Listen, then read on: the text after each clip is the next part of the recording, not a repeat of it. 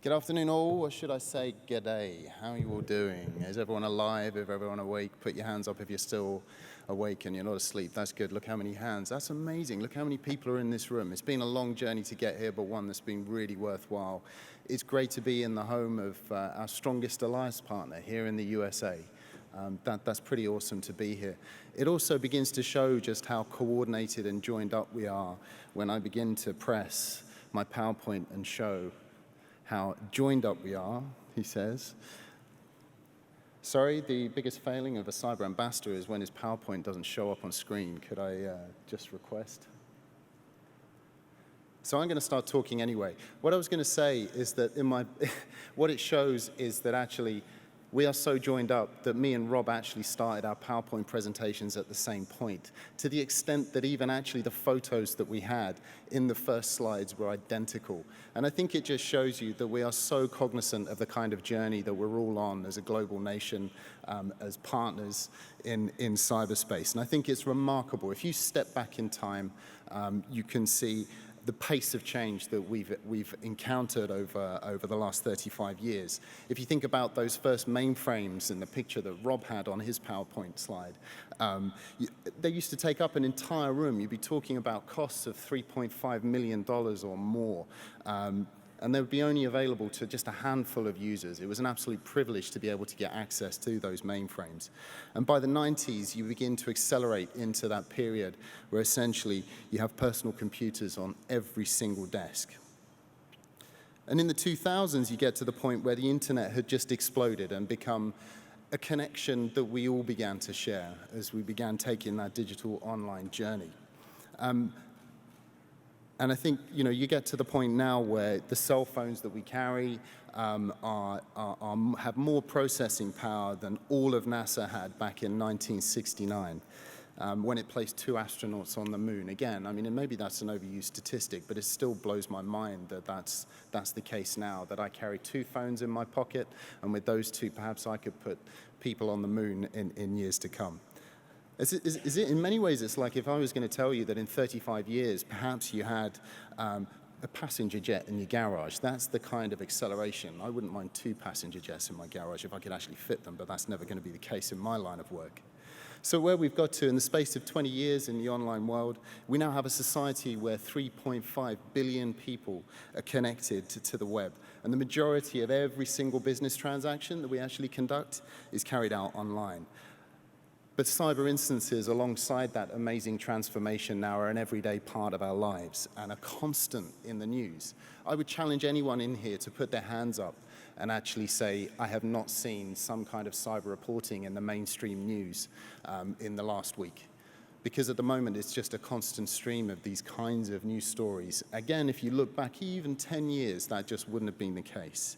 So the increased connectivity is narrowing those gaps between states, non-state, individual actors. And the complexity is growing immensely in cyberspace in a way that is sometimes problematic in trying to understand and decipher. And what we decided in Australia, and I think what we all decide now, is this really does require a focus from us in the international affairs arena to make sure that we're ahead of that bell curve and understanding what we can do from a diplomatic point of view. So this highlights the first message that I wanted to give you today. We have seen a comprehensive shift from cybersecurity being a complete niche issue and the broader cyber affairs agenda being something which is highly specialized to being absolute center point, mainstream strategic issue, which if you fail to think about, to be frank, you have failed in your everyday life. Nation states, we have fought, we've traded, we've competed since the dawn of history. That's a fact. It's been a story of competition and also collaboration. And we've now started to see that kind of behavior transfer into the online space. So there's now scarcely an international issue that you'll see that doesn't have, either in a positive or a negative way, some kind of cyber component ingrained within it. So we see it from the growing significance of e-commerce. We see it in the spikes of global ransomware attacks that Conrad spoke about in his speech. We see it with social protest movements online. We see it through election influence campaigns. There's a never-ending stream of these events that we now have to deal with. So that's why my role exists. That's why a number of roles like mine are now developing globally in order that we can actually combat, we can use diplomacy to simmer some of those tensions at times, but also make sure that we're taking advantage of all of those good things that exist in the online space. And that's why I'm the first Australian cyber ambassador. It's a great privilege. What I've been given as a task to do, which we've just completed, is to develop a brand new, the first of its kind for Australia, an international cyber engagement strategy. And while the strategy is yet to actually be released, I thought we could secretly, within this room with the very few people in here, don't tell anyone, could share you some of the key highlights and some of the key themes that we're going to be following over the coming years from having developed that strategy. It really will be a statement of what Australia feels are some of the most important dynamics that play out in cyberspace. We'll introduce what we believe is a pretty forward-leaning document, really outlining a practical program of work of how we're going to take both advantage of the online space, but try and ensure that the space for the bad guys is compressed and not as broad as it currently has. So I thought we would talk through this afternoon and just have a little bit of an explanation around what some of those key themes are. And also bearing in mind that the approach we've taken is a partnership one with the private sector. We understood that with the objectives that we have in our international cyberspace agenda, there is no way that we're ever going to do this without the assistance and the cooperation and partnership of the private sector. So we've tried to embody that in every way that we possibly can.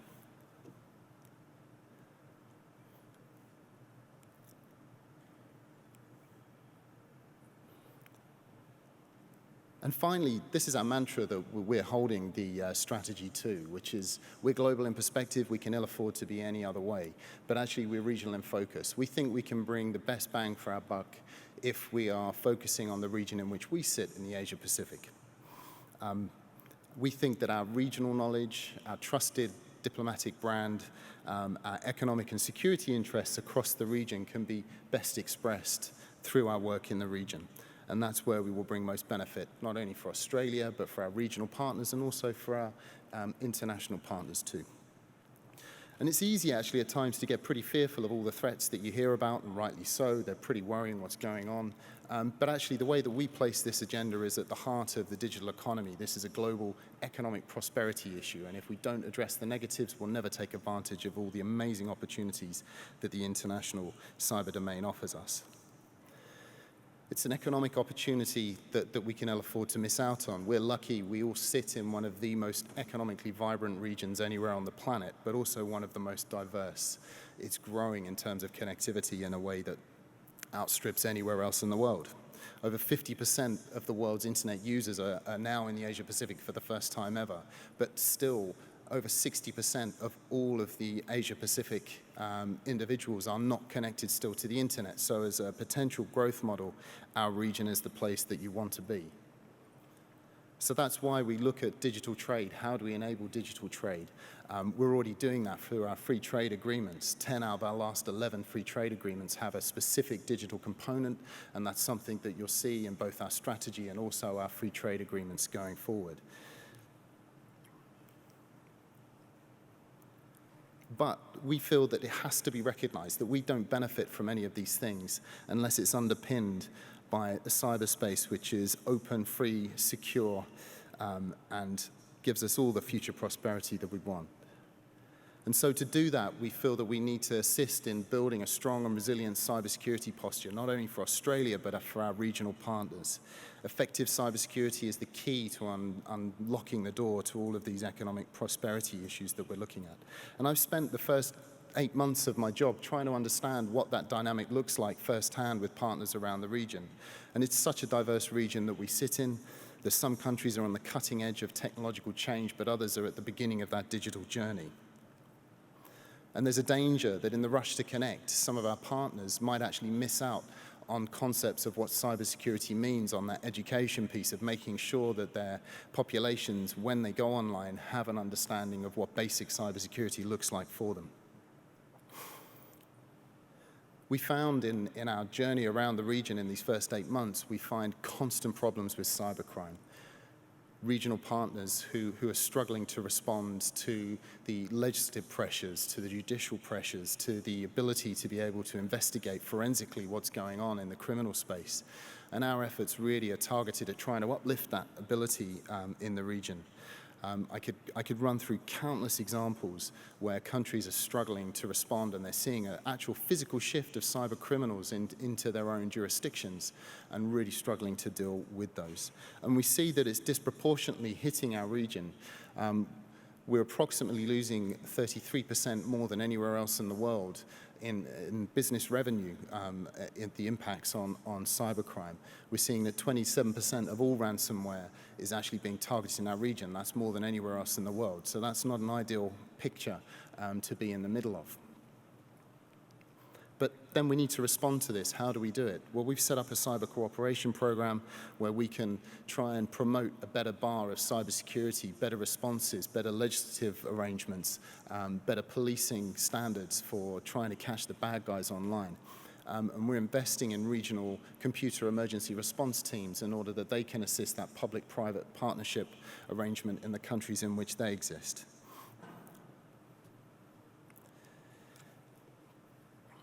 One of the big issues, and Rob spoke to this in his speech, is about how do we encourage that responsible state behavior in cyberspace piece. And we feel that this is a problem that's increasingly prevalent. We're seeing the blurring of lines increasingly between state and non-state actors. You can see it through a range of different activities. The US here felt you had enough evidence to name North Korea as the culprit for WannaCry. We've seen numerous open source studies, including the Berkeley Review, who point the finger at Russia and the blurring of the lines between the state and serious organized criminal groups. And this is problematic because it makes that adherence to norms and laws far more difficult to actually point to and actually respond to.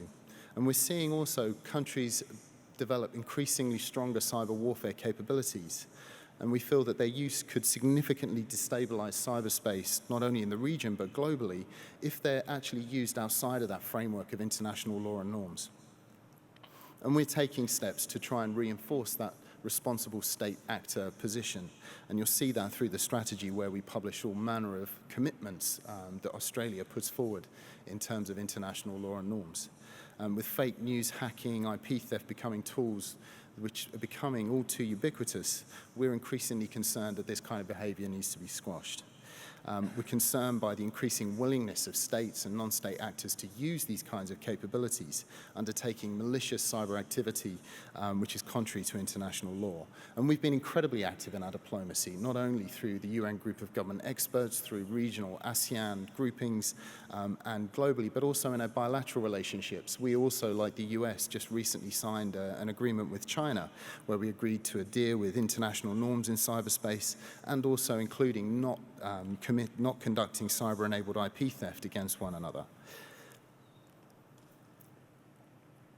So having established clear norms of behavior in cyberspace, they're there, they've been agreed already, and it's a bit of a misnomer when we feel that they might be rearranged, they exist. It's more about how do we make sure that they stick? How do we make sure that norms are more operationalized in the international space? And we're going to work as positively as we can with international partners, and especially in the region in which we sit, to make these as clear as possible. And that's why we are trying to be as transparent as we can in terms of openly saying that we have an offensive cyber capability, by openly looking at ways that we interpret international law in cyberspace and international norms. So I've run through some of the benefits and the risks and what we've been trying to do in terms of response. And I think the internet governance piece that we look at through the strategy really goes to the heart and also illustrates how some of these geopolitical issues play out in the online space. What we do feel is that governments really need to resist that compulsion to control the free flow of data, the free flow of ideas. And increasingly, we do see that as a problem in the region in which we sit. And we are going to look to actively counter those kinds of tendencies, and we also look to the private sector. You guys reach into jurisdictions and populations that we might never be able to reach. We see the private sector as a key partner in making sure that that open flow of data, ideas, and principles continues in the future. So we also see that the issue of human rights online is just as equally important and applicable as it does in the physical space, and that's something that we will look to promote through our international engagement. And we also see what an important role digital technologies are playing now in the development space. So we're committed to making sure that in our development programs and in our aid delivery, we're looking at new and innovative ways of delivering the Sustainable Development Goals, which can be enabled through the digital domain. So I've given you a bit of a whirlwind of what our international cyber engagement strategy would look like.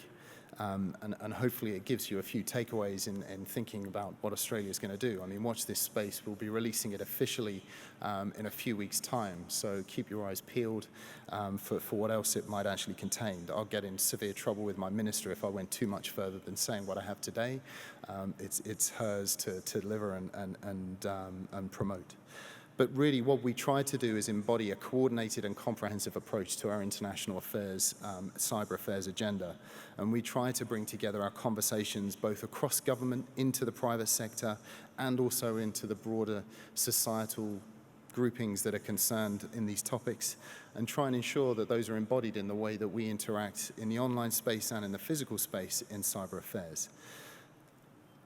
And we think that there is this fundamental opportunity that exists in cyberspace, but maintaining free, open, secure cyberspace is the only way that we can achieve this. And that will need smart cyber diplomacy, both from myself, from my colleagues, from you in the private sector. But it also needs to be backed up by strong operational capabilities and creative partnerships. But it also requires that states respect international law and norms and are not quite so keen to trip over those laws and norms so readily as it seems to be the case. Cyberspace presents us with a new diplomatic challenge, as you see from increasing numbers of diplomats like me in this space. But we need to invest in that and the ideas which underpin it, and we need to do that now in order that we can all take advantage of the opportunities that exist. So thank you very much for your time. Thank you very much for the PowerPoint existing, and I'll see you again at some point soon. Thank you.